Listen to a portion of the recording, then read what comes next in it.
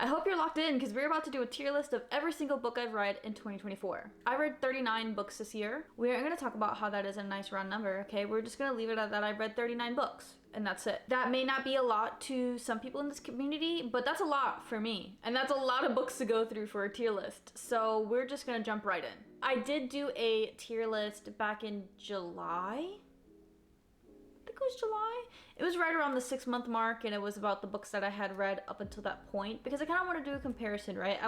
I want to see if the books I ranked the first half of the year actually are still in the same category. Like, am I still obsessed with them, you know? So the categories for this tier list is we have the love of my life. These are the ones that just changed my life. They really set a course for my reading journey this year. I love them. I can't imagine having not read them. They are books that I would consider rereading. They are books that I will recommend until my dying breath. That is this category. I See the Vision. These are books that were good. I liked them. They just didn't change my life. Am I thinking about it constantly? Not really. Is it a book that I'm gonna read the next in a series? Most definitely. Am I gonna recommend it still? Probably, yeah. I see the vision. I see where you were going. I see why people really like this book. It just didn't change my life. Next category, mid, but you do you. For me, these are the 3 stars, for sure. These are like, on the fence of if I liked it, on the fence of if I didn't like it. It's kind of just there. I don't really see the point, but people still really like this for some reason, and I can kind of get it, but I really don't. That's what this is. These are the ones that definitely teeter the line between like, okay, like I can justify this, and I can't justify this. And then the last category is thank you for the reading slump. Yeah, thank you for the reading slump. These are the books that I didn't like, but for some reason I finished them. They actually just hurt me instead of helping me. So that's pretty self-explanatory there, but that's what that category is. I think in my first tier list, I did a DNF category. I'm choosing not to do that. At the end, I'll say what books I DNF'd and probably a why, just to give a little background. But I will not be including them in their own category because I just want to only do the ones that I actually finished. All right, let's get into it. First up, we have Emily Henry's Happy Place. I read this, I think over the summer. I can't remember, maybe July. I didn't have high expectations. It's my first book in the Emily Henry universe. I honestly thought she was a little overhyped. And I think I rated this like a 4.5. But honestly, I really like this book. I really like it a lot. I really loved the characters. I have a whole reading vlog on it, so you can go watch the reading vlog about this book, and I go into detail about what I loved about it.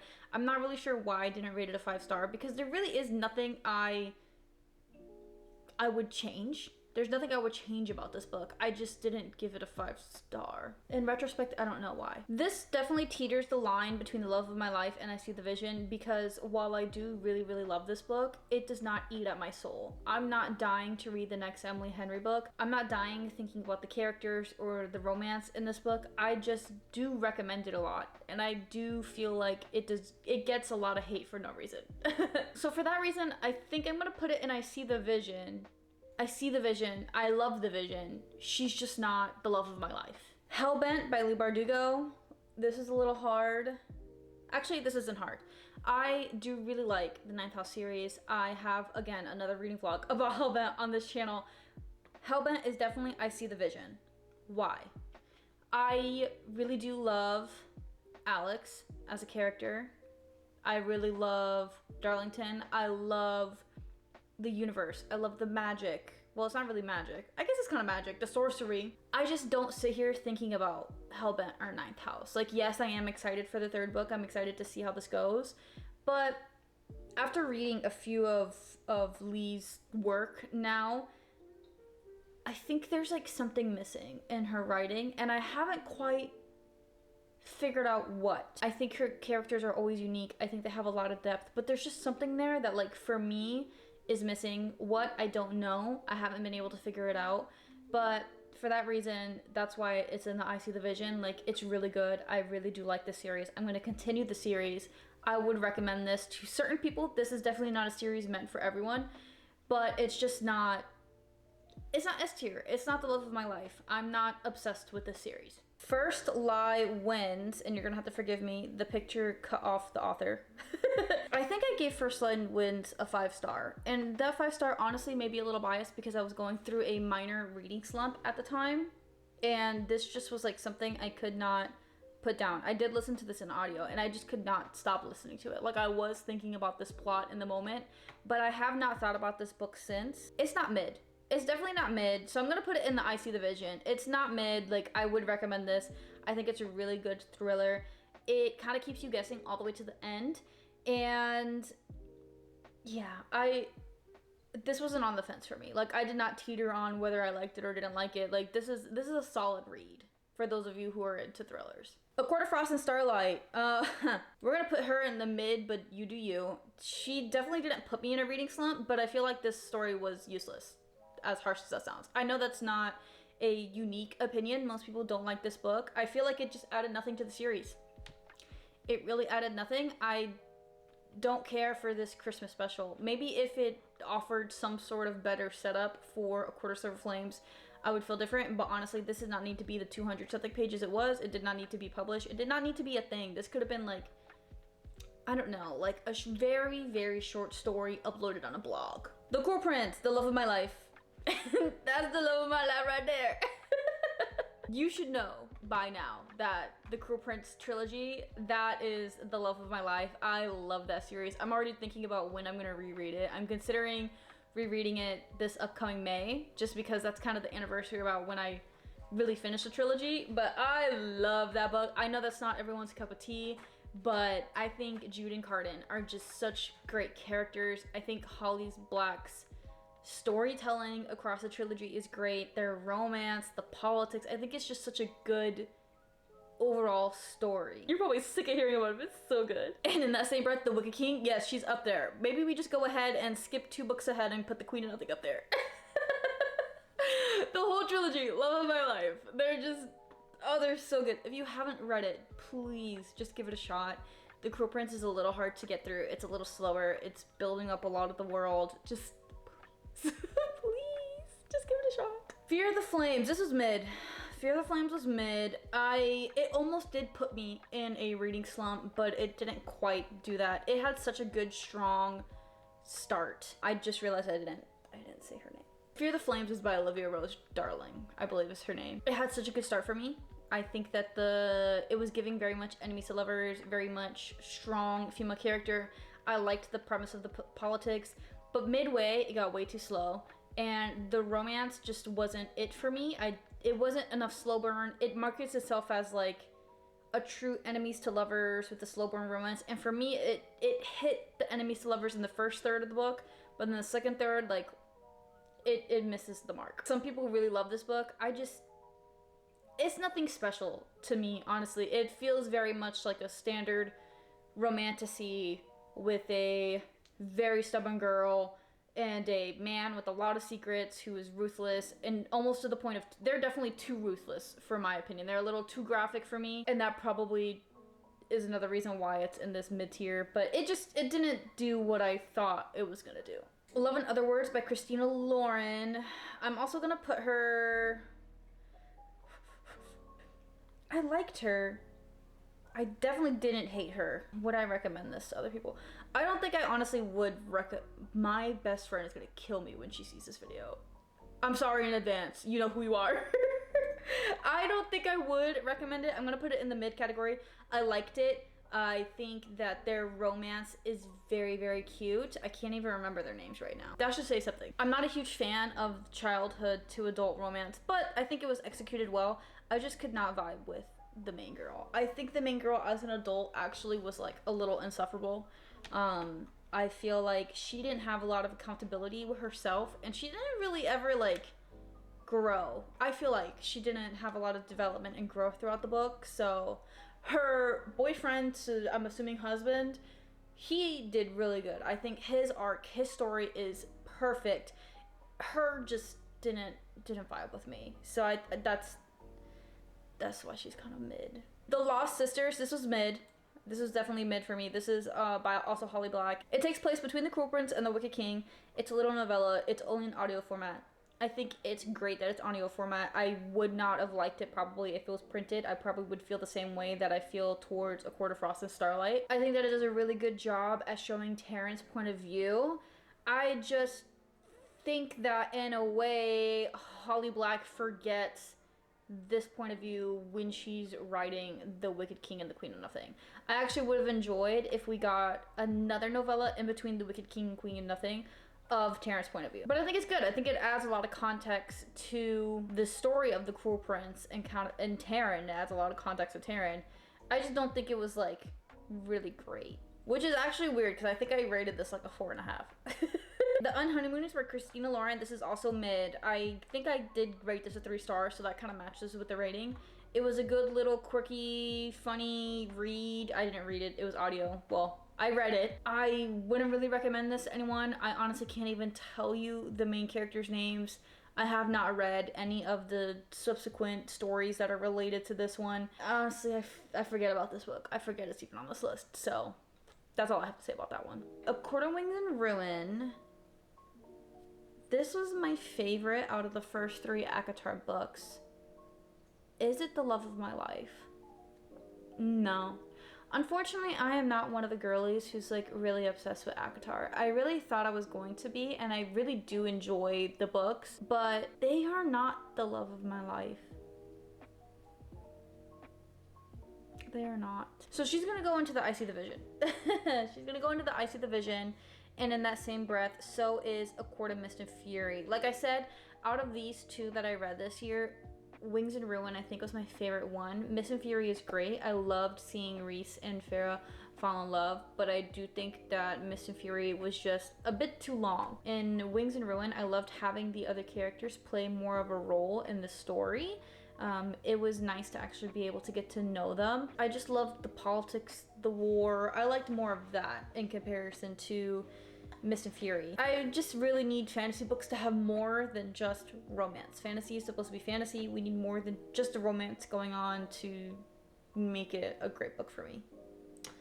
The King of Elfhame. This is so hard because I did love reading this. I loved the little backstory about Cardan. But honestly, she is a little mid. I didn't hate her. I loved the art especially, but she's mid. The art is gorgeous. The art is gorgeous. I think you still need to buy it. I'm glad it is printed. It just definitely is like it's a little mid. 9th house. Where am I gonna put 9th house? I think I'm gonna put 9th house and I See the Vision. It is the precursor to Hellbent. 9th house is good. I liked it. Like I said, I liked the series. I'm gonna continue with it. I just don't love it. I'm sorry. I don't love it. Before the Coffee Gets Cold. This is also I See the Vision. I think I rated this a 5-star when I read it back in January, but I haven't thought about it since.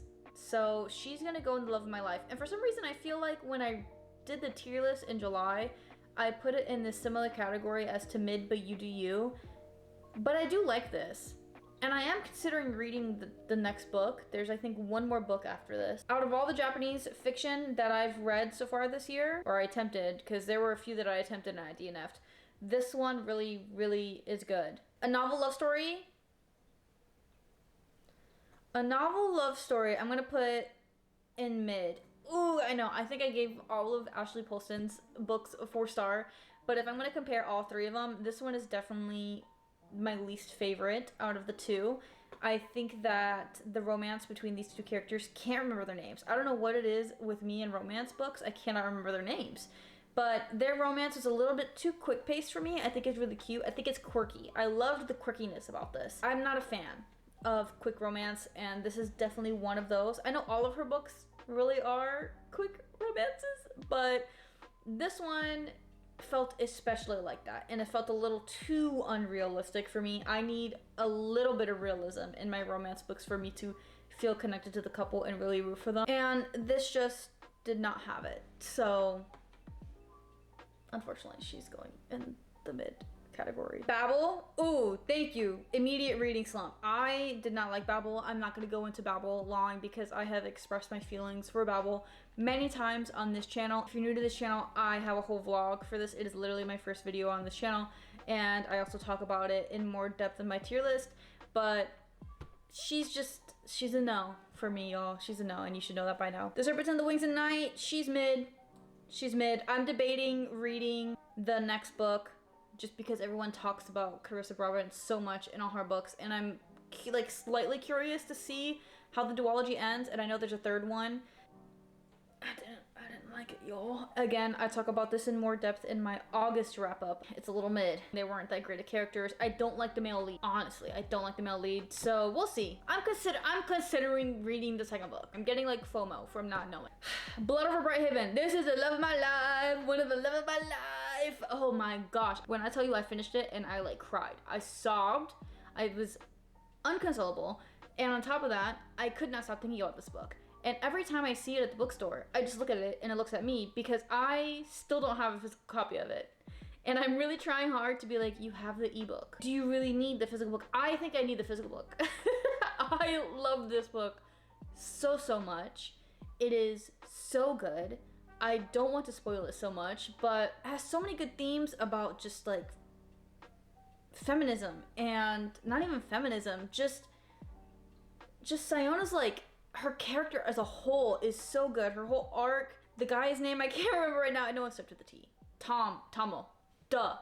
Anyways, I love them. I think they both had an amazing character arc. I think the world is unique. I think the it's not really politics, but just the discussion about prejudice and about your beliefs and how you can believe something so wholeheartedly and really not even know what it is.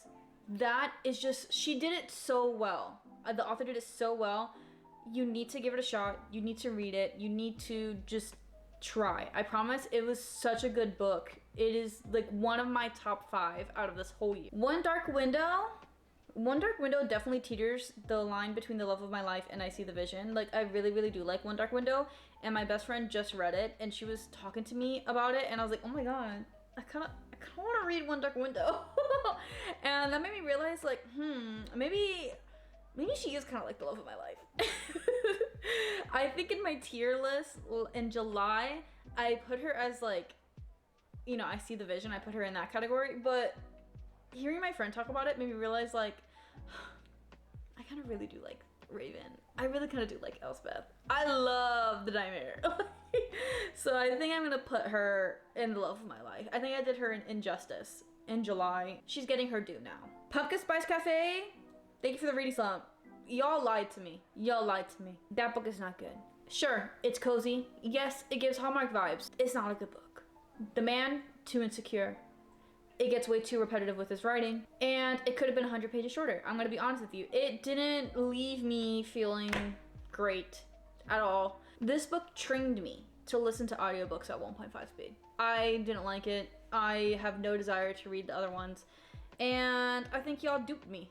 I think that people just like to talk about it because it has a very cute cover and it gives Hallmark vibes and it's like the perfect fall book, but no, don't even bother. Sorry, that's harsh.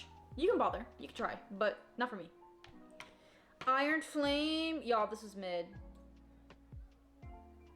But I am reading Onyx Storm, okay? I am getting that book.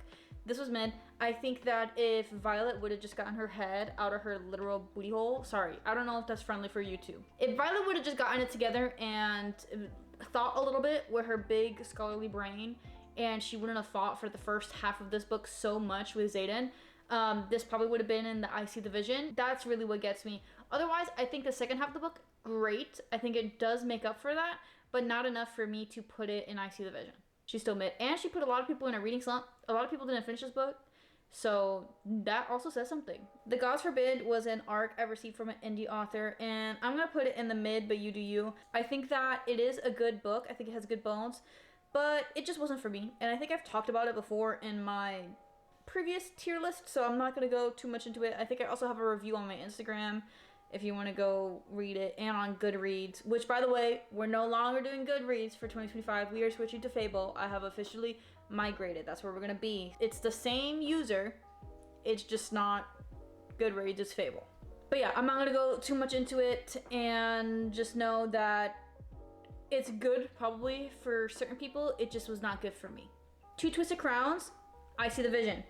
I See the Vision. I really liked it. I know a lot of people like this one more than One Dark Window, but I think I just love Raven and Elspeth so much that it cannot top One Dark Window. One Dark Window, for me, their story is amazing. I do think it's a great way to end the duology. I loved the nightmare in this one. I loved seeing how everything pieced together. But since Raven and Elspeth kind of do take a step back, and it's more about her cousin and Elm, while they're great, they are not my couple in this series. I love Raven and Elspeth. So just know that the duology as a whole is a great duology. I am excited to see Rachel's new duology, the moth and the night, the night and the moth, something like that. I'm excited for that duology. I love her writing style. This one just, sorry, I like her, but she can't top the first one for me. Fourth Wing, I'm gonna put in I See the Vision. I really do like Fourth Wing. Fourth Wing is actually the book that got me into reading again this year like crazy. Like, yes, I read acowar last year and I read a few other books, but Fourth Wing is the one that really, really got me into reading this year. And while I really, really loved it at first, I think now I'm not obsessed with it. I thought about doing a reread for Onyx Storm, but I also don't really want to reread it. And again, the love of my life are books that I want to reread. I really don't feel that towards Fourth Wing. I do like it a lot. I like the story a lot. It's my guilty pleasure. I know it's not the most amazing storytelling, but something about Fourth Wing just scratches my brain. I think she's great for people who are definitely really getting into reading again. I think she's great for people who are getting into fantasy and just want to have a taste of fantasy with more of that romance part of it. I think she's good for a very large sector of readers, and I don't think she deserves the hate that she gets. I think people just like to hate on popular things, but that's another video for another day. I hope the lighting is okay because it is getting more and more overcast the further we get through this. But let's continue. Powerless. Powerless. She's mid. I do have a vlog on Reckless, and we'll get to her in a second. We're gonna move her up because I don't know why she's so far down the list. But Powerless is okay. Powerless definitely gives, like, I want a fantasy, but I just want the idea of a fantasy. You know how, like, LaCroix? Like LaCroix sparkling water with the idea of fruit flavor? That's what Powerless is for the fantasy romantasy genre. It is definitely low-tier romantasy for me. The writing isn't the best. I think Kai carries the series. Honestly, he's the only one keeping me here. I will be reading the third book. I'm gonna leave it at that because I do talk heavily about Powerless and my feelings about the writing in my Reckless vlog. So, bless you. My cat sneezed. We're also gonna put Reckless in mid, but You Do You. They go hand in hand. They're just not for me. I'm sorry. The Final Gambit, I'm gonna wait. I'm gonna actually jump at the end of this list and do the Inheritance games. The Inheritance games, I'm definitely gonna do mid. It's a good series. I liked this trilogy, but the first one was mid for me. The Hawthorne Legacy, which is the second one, she is I See the Vision. This is where the plot starts to thicken. This is where we start to wonder really what's going on with this family and all these deep dark secrets. That's where it really starts to kick up. And then the Final Gambit, I See the Vision still, because that's where we really go crazy. That's where we start dealing with kidnapping and threatening and blackmailing, and it goes crazy. So the first one, Inheritance Games, mid, but if you push through it, the last two, those are solid. Those are pretty solid. Crooked Kingdom, I don't know why she's ahead of Six of Crows. We're gonna talk about Six of Crows first. Six of Crows, again, I read Six of Crows because I had read Ninth House and Hellbent, and I wanted to read more of Leigh Bardugo's work. I think Six of Crows, I See the Vision. I See the Vision, but similarly to ACOTAR, I am not a Six of Crows obsessed girly. I think that what really gets me with Six of Crows is that these are not teenagers. There's no way in this universe these should be teenagers. And in that same breath, Crooked Kingdom, I'm not fully done with. I'm actually reading it right now, but we are already putting it in the tier list because I literally have like less than 100 pages left. That's not where she was supposed to go. She's supposed to go, I See the Vision. Again, especially in Crooked Kingdom, these are not teenagers. The themes, the setting, the way they talk, The way they act, these are not teenagers. There's nothing that screams teenagers about them. It feels like they wanted to keep this YA because her first trilogy, Shadow and Bone, was YA. This should have not been YA. This really should have been an actual adult fantasy series. I think it would have ate. If they were actually in their 20s, if she had full freedom to do something like she has with Ninth House and Hellbent, that would have been great. I would have given these both like 5-star, you're amazing, you're the best, I really love this. But because of that, it really just takes me out sometimes when I remember like, oh yeah, they're literally like 17 years old. Like, no, they're not. They're not 17 years old. But they're both really, really good books. It's a good duology so far. I love the found family trope. I love the absolute depth. Leigh Bardugo, she is great at creating characters with depth and unique backstories. That is her true talent. Obviously, yes, she is a great writer, and her descriptions and just her world building, they're all unique and they're great. But honestly, what she excels at for me is just her characterization, just her characters. The story that she tells through them is wonderful and it's great. And the way she ties them all together, just amazing. But unfortunately, I'm not a Six of Crows obsessed girl. So both Six of Crows and Crooked Kingdom are in I See the Vision. I think they're great books to read. I just don't think they really do belong in the YA category with what they discuss. So keep that in mind. It's not as graphic as Hellbent or Ninth House, but I think it definitely teeters the line between what should be discussed in YA and what should be more adult fiction. Either way though, great duology. I recommend it. Albeit they are a little slow, especially Six of Crows, but it is a very satisfying story. The 7-Year Slip, we are gonna put her in I See the Vision. I really liked her. I think I rated her a 5-star. I really liked 7-Year Slip. I think it's a really great short little romance story. There isn't a lot of depth in this one for the characters, but I think it was cute. It was the first Ashley Poston book I read, and honestly, I think it's worth the read. I do recommend it to people because it's just a nice little romance. That's really all it is. It's a nice romance. Out of all the romance books I've read, it is definitely up there with Happy Place. I think that they are both like my top 2. The Dead Romantics, I'm also going to put up there. Yep, I know The Dead Romantics really doesn't have a high review on Goodreads, but personally, I thought it was great. I actually really enjoyed the way she discussed grief more in The Dead Romantics versus the way she discussed grief in The 7-Year Slip. I think she did a much better just execution of it. And it could be because the story actually follows through with like the funeral process versus The 7-Year Slip where it's already been a year. I think it's been a year since, you know, the death in that book, to not give too many spoilers. But I think she does a really, really great job at describing grief and describing the process of grief and showing how grief isn't just something that you get over in maybe a month, 2 months like The Dead Romantics, or a year like The 7-Year Slip. So I think they're both great reads. I think they are my top 2 favorite out of the 3 that I've read from her so far. And they're just honestly solid romance stories. Some people think Benji has the personality of a plank of wood. Personally, I think Benji is great. I think he is the perfect male lead for that kind of story. So I think it's worth it. I think that if you're unsure about any of Ashley Poston's books, they are great as audiobooks. Just go ahead and give them a listen and you'll have a good ride. Lightlark, similarly to Fourth Wing, is a guilty pleasure. I can see why people don't like it, but for some reason, I don't care. I don't care. I honestly just don't care. I think that it's a good story. Is it the most fleshed out world building ever? No. But the romance, something about the love triangle, and I'm not even a love triangle girl, like something about Grimm and Aura and Isla, like I don't know.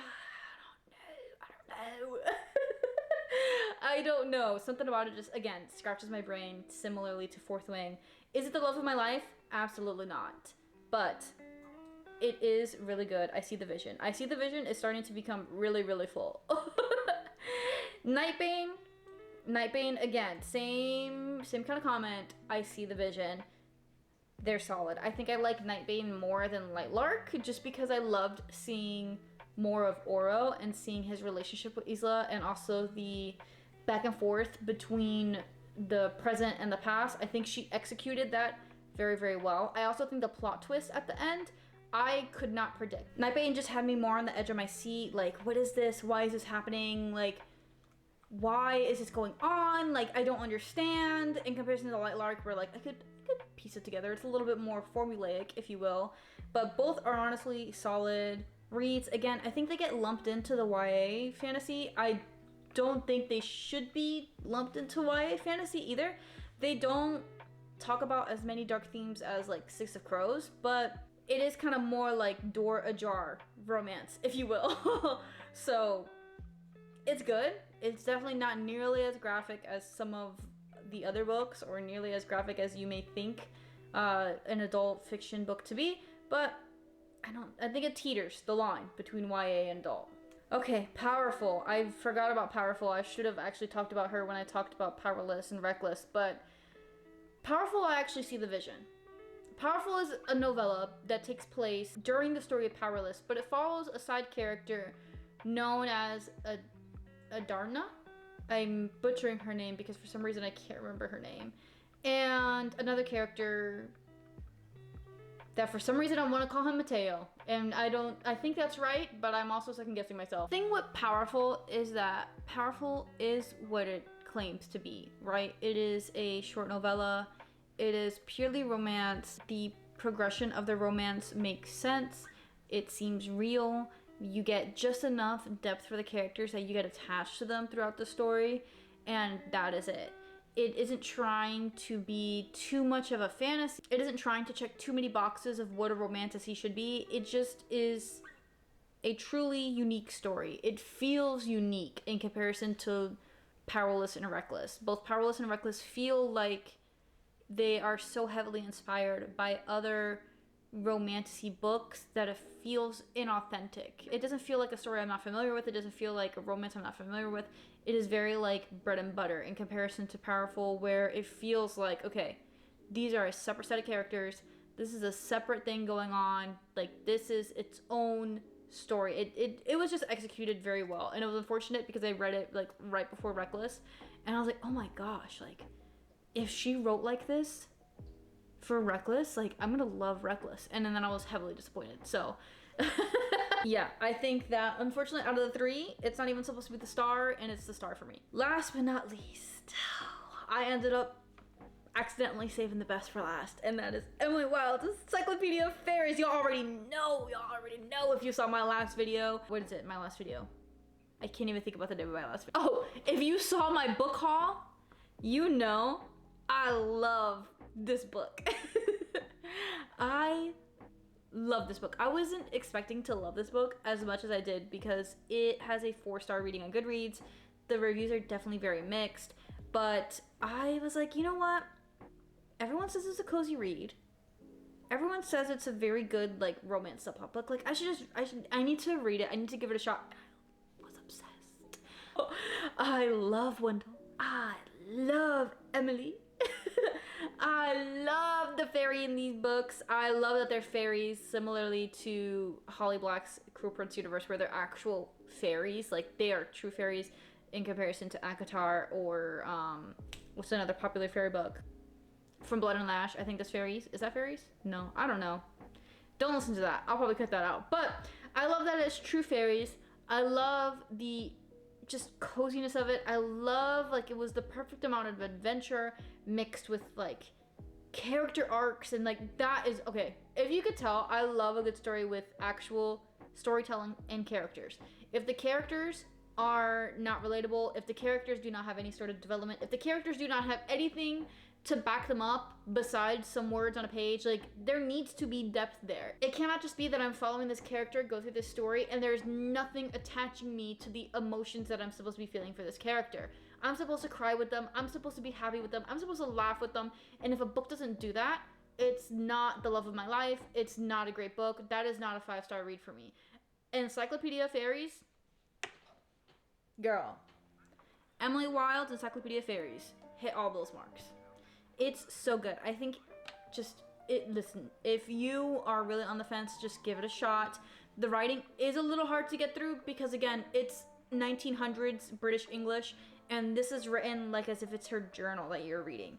So you are reading the events as if she's telling them to you, and on top of that, she's a scholar, and it's old English. Well, not old English. It's older English, and so it's a little hard to get through. But if you can get used to that writing style, it is such a good story, and I'm so excited to read the second book. I purchased it, and it's immediately on my January TBR. It is going to be read. I requested the ARC. Again, Del Rey, if you're listening, please. But it's just so good. This is like potentially my #1 read of 2024, which it came just out of nowhere. Just so good. I'm considering doing like a whole video about the book, why I loved it, a little deep dive into it. It's just, oh god. Yeah, this is the tier. I'm not surprised about the ones that are the love of my life. Honestly, I do think about these books a lot. They really were almost all 5-star reads. Cruel Prince I think was 4, Wicked King was a 5, Queen of Nothing I think was a 3.5. She is my least favorite out of the trilogy, but I think of that trilogy as a whole, so she has to be up there. And then Blood Over Brighthaven I think was a 5. One Dark Window I think also was a 5. And Encyclopedia of Faeries, I don't know why I'm chopping off her name, Emily Wilde's Encyclopedia of Faeries is also a 5. The I See the Vision, again, these are books that were good. They were good books. I liked them, just not obsessed. Mid, but you do you. Yeah, very mid. And then Thank You for Reading The Reading Slump. Yeah, those books really hurt me, actually. No, I can't change it now. I was gonna change The Serpents and the Wings of Night to Reading Slump because after I finished it, it did kind of put me in a slump. But I think that's more because I was just so excited for it and I had such high expectations, and it literally did not meet any of them. Yeah, so that's the list. I may do a little comparison to my tier list in July. We'll see. Actually, I will. I don't know why I'm saying it like that. And it's going to be really interesting to see if anything changed and which ones ended up either getting promoted or demoted. Real quick, before we end the video, I'm going to talk about the 2 books that I DNF'd for the year. And those books are Days at the Morisaki Bookshop and The 7 Husbands of Evelyn Hugo. In terms of Days at the Morisaki Bookshop, I think it was so good at the beginning. It just got really boring midway through. There wasn't enough just going on to propel the story. And so she got DNF'd. And that is also what happened with The 7 Husbands of Evelyn Hugo. I think Evelyn could have had 5 husbands and the story would have been executed perfectly. I don't think we needed 7 husbands. I think by the time you get to the middle, you already kind of know how this is all going to play out, and it just feels like you're dragging your feet through it. So that is why both of those got DNF'd. Will I ever pick them up again? Probably not. Truthfully, I read those so early on in the year. I think Evelyn was January. It was January, and it was audiobook too. And I just put it down, never picked it back up again. Days at the Morisaki Bookshop, same thing. I read that or tried to read it back in maybe May. Just couldn't put it down and never picked it back up either. So those are the 2, but that's good. That means that for a majority of my books, I actually read what I picked up to read. Did it hurt for some of them? Yeah. Maybe next year, let's not force ourselves to read some books, but if there's anything about me, I live for a challenge, I guess. That's the tier list video. I was considering doing a wrap up, but the wrap up I know is going to be a lot. So this is kind of, take this as the wrap up. These are all the books I read for 2024. That's kind of a quick rundown of how I feel about all of them. If there's anything specific that you want to know about each book, let me know in a comment. I will gladly yap to you in a comment. I have a lot more to say. I just have very finite battery power for my camera. So that is where we're going to end the video. I hope you guys enjoyed, and I will talk to you in the next one. Bye.